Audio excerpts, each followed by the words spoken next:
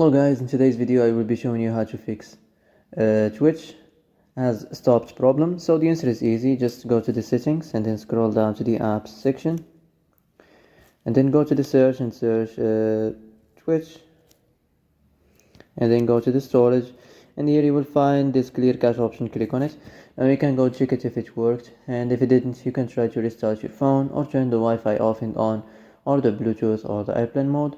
Also you can try to clear data, but be careful. If you clear data, all the Twitch data will be deleted. This includes all files, the settings, the accounts, the databases, etc. So be careful if you want to clear your data.